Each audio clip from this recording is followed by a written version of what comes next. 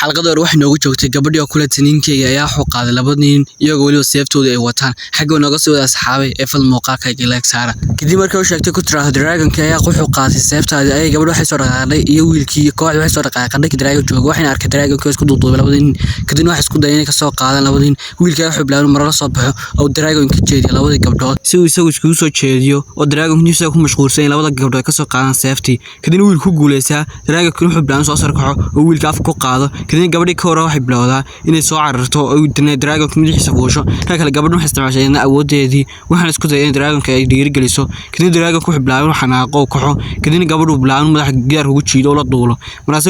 gabadhii ka hor waxay fahantaa in la khiyaamayo gabadhii kaarina seeftii waxay bilowday Dragon-ka inay ku taagto oo yacni ay xajiisato si ay uga soo dhicin hawada kadib labadii nigana waxay bilaabeen inay cabso dareemo ku yiraahdo naga hal maxaad naga doonaysaa gabadhu waxay ku taas seeftii isiya markaas iyadoo saaytay xaalku iyo Dragon-ka wuxuu bilaabaa inuu hawada hal mar la galo gabadhii dibadda soo tuuro kadib gabadhii khiyaamaysa labada gabdhood ayaa waxay bilaabeen ku faraxdo kadib wiilku wuxuu bilaabay awoodiisa isticmaalo oo Dragon-ka maamulo oo Dragon-ka ku soo jiido gabadhin uu badbaadiyo markay Dragon-ka adkaadaan ayaa waxay bilaabeen gabadhii Dragon-ka ku soo jeestay gabadhii kadib wuxuu ku yiraahday yaa tahay maasa gabadhii ku tiraahdo waxaan kii ku sameeyay iga daa kadib gabadhii kaarin waxay bilaabeen difaacdo waxay ku tiraahdaa wadada bakhi khiyaantay kama dhignayn aniguna ku khiyaamayo ama ku gudin doona bahalka kadib Dragon-ka wuxuu bilaabay dab iska kiciyo oo soo weeraro kooxii laakiin gabadhii kaarin waxay bilaabeen awood isticmaasho oo Dragon-ka taqalusto way xagaas ku disho gabadhii waxay bilaawday inay ku tiraahdo maxaad seefteeda ku haystaan ragina waxay bilaaween ooyaan ku naga raalaho kadib gabadhu waxay bilaaween raali gelisay gabadhii kale khiyaantay waxay ku tirin kasta khiyaantay hadana aniga ayaa ku raali gelinaya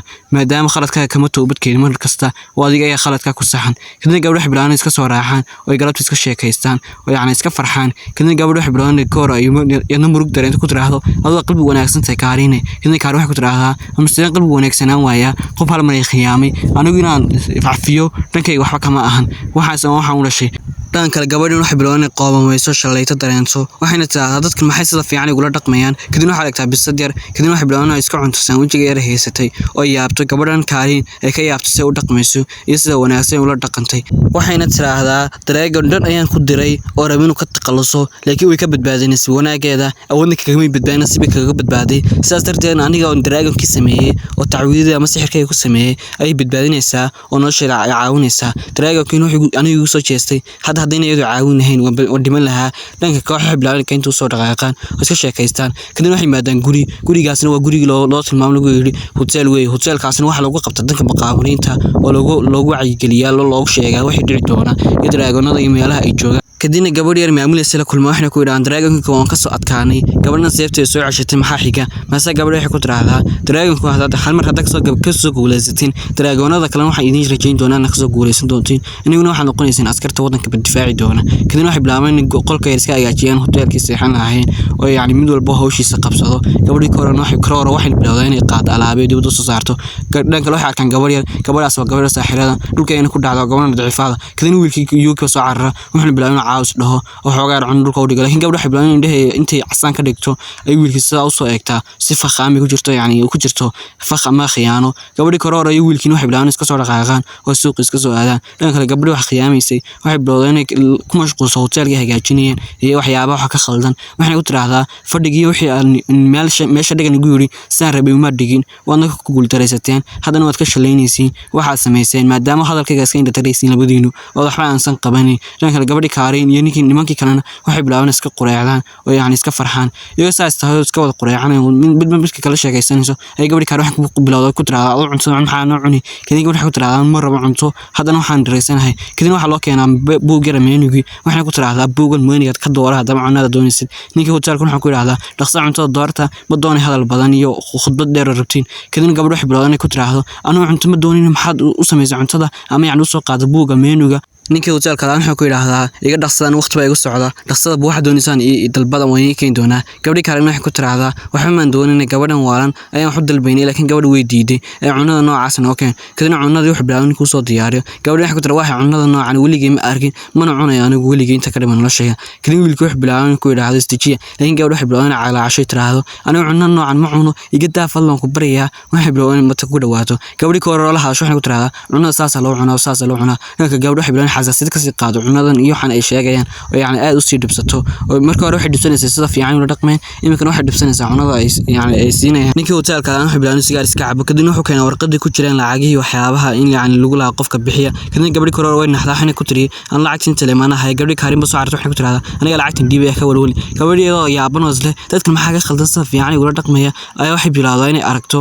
ama ay maqasho hadalkaasina wuxuu ka soo yeeraa dhan gabadh ay taagnay gabadhaasina waxay ku tiraahdaa waan ku salaamay gabadha yar ee sixirada leh ee laakiin khiyaanaleyda ah ee dadkeeda khiyaanta kadib gabadha waxay ku tiraahdaa ayaa tahay adigu mase gabadha waxay ku tiraahdaa anigu waan hanahay wad ogaan doontaa meesha maxaa ku keenay mase gabadha waxay ku tiraahdaa adiga meesha waxa ku keenay waxba kaama gelin maxaa doonaysay magacayga ayaa ku baray kadib gabadha waxay ku tiraahdaa wad arki doontaa weligaas taag dhanka wiilkii iyo kuna xaday habeenkii iska saxay gabadhii Karoon waxay bilowna warqad u qorto warqadaas waxay ugu tala gashay gabadhii wax khiyaamaysay gabadha magaceeda gadaal baan iga sheegay horeen oo nigu soo sheegay gabadhii Kaarin ba subaxii soo kun waxay ku yiraahdaan maxaa doonaysaa maxay rabtaa inay sameeysiin ku tiraa gabadhii asaga waxay ku yiraahdaan anagu waxaan rabnaa inaan muqaabil noqono waxayna ka qariyaan warqadii oo ma tusaan gabadhan warqad waxay ugu tala gashay gabadhii khiyaanaleyda oo waxaan u qortay si gabadhan Kaarin aysan warka ugu sheegin inay afka ka soo bixin markaas meesha waxa soo gashay saddex gabdhood waxay saddex walaala oo saaxiiban ah waxayna yiraahdaan hotel markay soo galaan gabadhi Kaarin waxay bilowday soo dhawayso ku tiraahdo soo gala cunadu waa diyaar haddana waxa meesha ugu hayaan cunooyin badan kadibna cunadu waxay bilowday dadku u qaybso oo cunada ay siiso caruurtii yaraan waxay bilaabeen farxaan ku yiraahdaan walaa cunada aad u macaan tahay sharaabkaaga aad u macaan yahay wadna mahadsan tahay laakiin waxaan banina ku sheegno gabadhi Kaarin waxay ku tiraahdaa noo sheeg maxay rabtiin ii sheeg waxa doonayso in sheeg oo ni sameyn doona kadib gabadhu waxay bilowday xishoodan dhanka gabadhi waxay bilowday hotelka garwar wareegto inta gabadhi Kaarin soo baxaysay sugayso haddii soo gasho hotelka waxay ogtahay in lagu qasbi doono cunadii ay nacbeed kadibna gabadhu waxay soo xasuustaa markii boqorkeeda ay u hadlayo ku lahaa caalamku faafay sharnimada iyo markii waxay kala soo xasuustaa ay gabadhi Kaarin la يعني soo dhaweynayeen ay isbaranayeen gabadhan Kaarin waxyaabaha dhanba waxay bilaabeen soo xasuusato kadibna wiilkii geeyay gabadhi Kaarin ee gabadhi Karoor waxay bilaabeen dibadda soo baxaan oo soo wada dhanka keenta oo iska sheekaystaan oo cunadii bilaabeen gabadhi Kaarin ku qasabto ay waxay ku tiraahdaa cunadaas ma doonay iga fogow imika waxaan ku jirnay waa xasuustii markii hore soo dhaaftay iyo waxyaabihii hore u soo dhacay weey kadibna waxay bilaabeen gabadhi soo dhaqaaqdo oo soo aado dhankii haddaba saxaabi xalqadaas maanta xagaas ay noogu dhamaanaysaa animeegana wuxuu ahaa anime yar oo 12 xalqo ah xalqadii hore waxa noo soo qulaasay 6 xalqo xalqadan waxa noo soo qulaasay 4 xalqo marka 2 xalqo kala haray iyo labada xalqo kale soo harayna waxa soo bixi doona tanaanin aad u waaweyn oo koox la dagaalami doonaan xoogaa animeega inta lagu horeyso waa boring yar caajis iyo qosol laakiin inta dambe wuxuu noqdaa anime aad u xamaasad badan berina waxa soo dhigi doonaa animeega xalqadiisa hore iyo xalqadan hadda maanta ni soo dhigay oo yani isku naban oo isku hal xalqa saddeed u diyaar galooba muuqaalkana like saara kanaalka yar oo ni soo dhigay commentiga hoostiisana subscribe saar waa kanaalkayga cusub maca salaama wa shuufakum fi xalqa jaaye